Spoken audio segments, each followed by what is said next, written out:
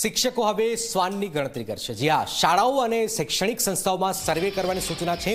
કમિશનરે શાળાઓની કચેરીઓને પણ પરિપત્ર કર્યું છે। સર્વે કરીને રિપોર્ટ 3 દિવસમાં ડીઈઓને આપવાની રજૂઆત છે।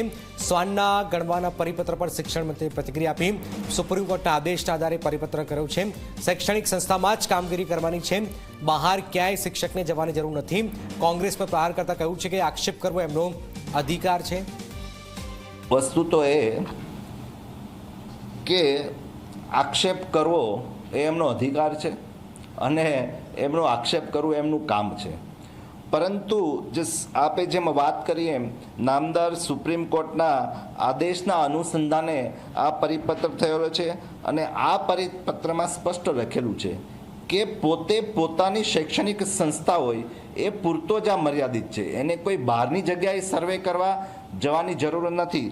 એટલે આ બાબતે અધિકાર ક્ષેત્ર હેઠળની તમામ શૈક્ષણિક સંસ્થાઓએ આ વિસ્તારમાં કામગીરી કરવાની છે, એ સુપ્રીમ કોર્ટના આદેશ અનુસાર કરેલું છે।